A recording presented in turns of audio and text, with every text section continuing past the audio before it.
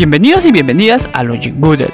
Continuando con la demostración de las propiedades de los números reales, ahora veremos cuál es la razón para entender que los naturales están incluidos en los enteros en los racionales y los racionales en los reales.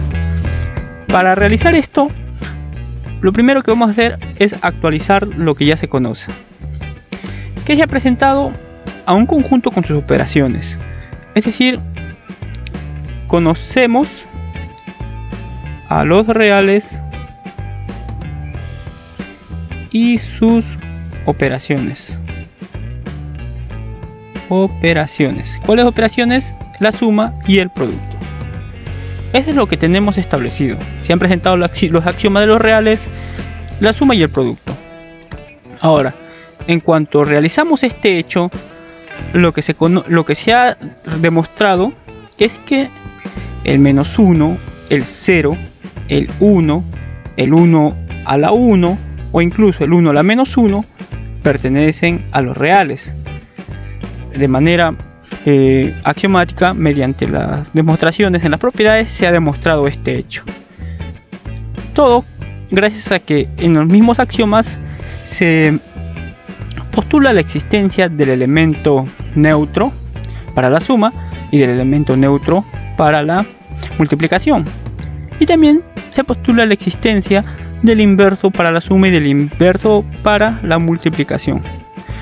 De este hecho veamos que de aquí, en resumen, todo esto equivale a que menos 1, 0 y 1 pertenezcan a los reales.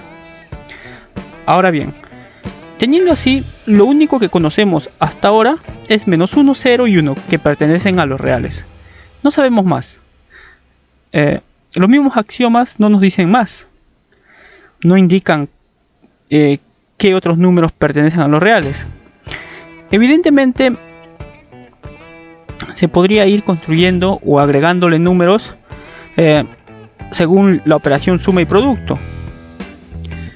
Y según estas operaciones, efectivamente, se agregan números, pero hay que hacerlos de una manera ordenada. ¿Y cómo se realiza esto de manera ordenada? Es definiendo a los subconjuntos de los reales, es decir, a los racionales, a los enteros y a los naturales. Pero para definir a estos conjuntos dentro de los números reales, la vamos a realizar de la siguiente manera. Veamos. Definición.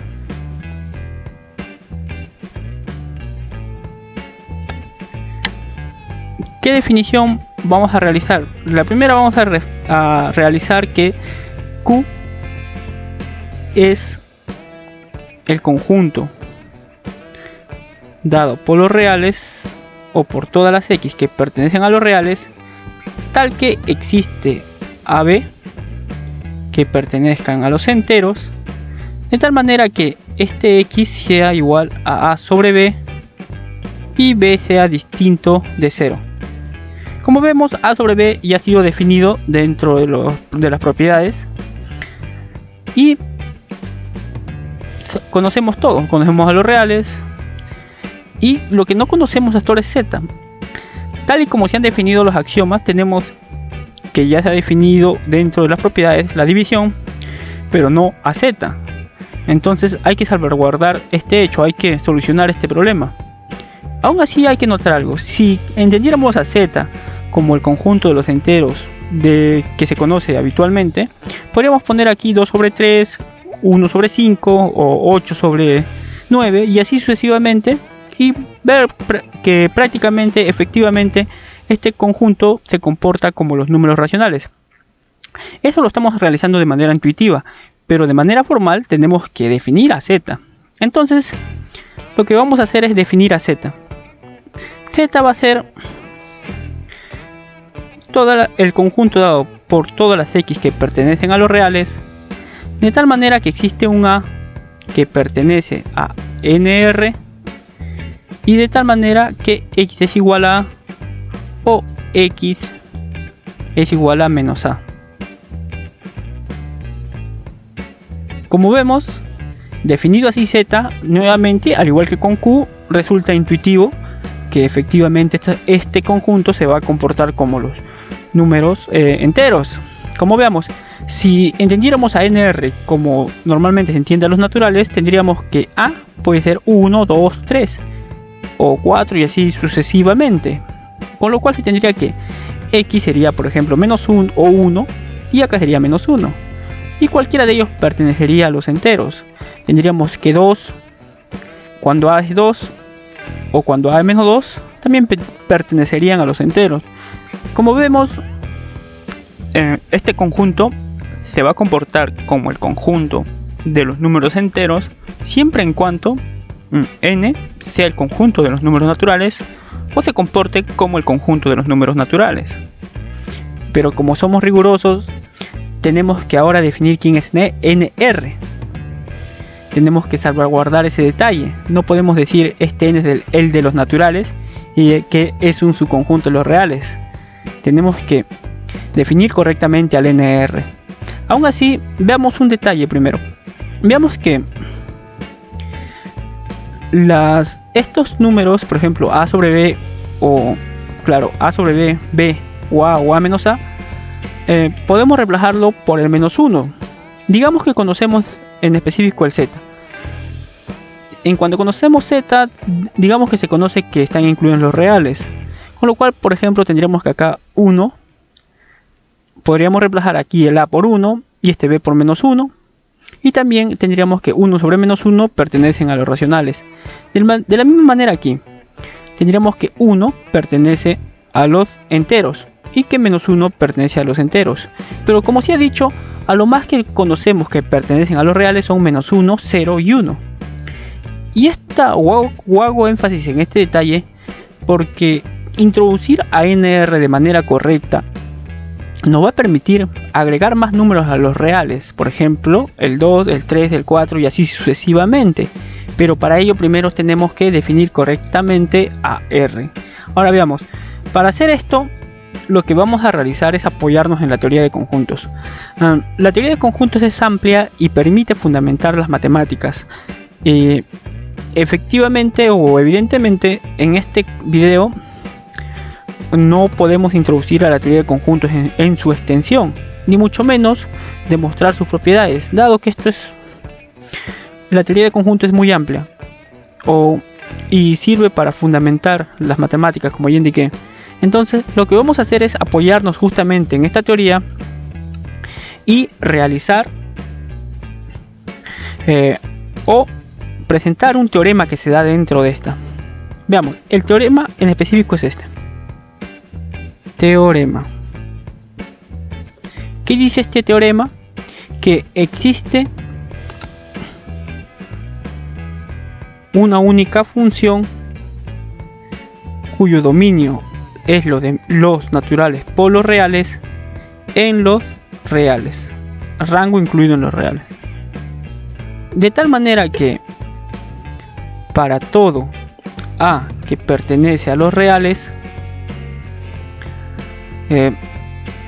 la función o 0 fa, es decir la función evaluado en 0a, sería igual a 0,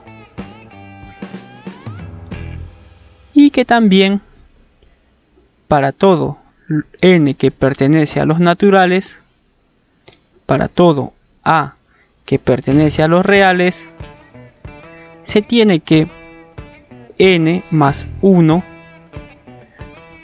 fa, es decir la función evaluada en n más 1, a, es igual a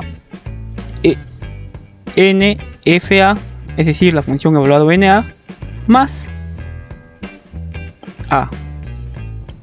Como vemos, esta es una función extensa, el f, y este teorema se prueba básicamente por recursividad o el teorema de recursión transfinita dentro de los números o dentro de la teoría de los conjuntos.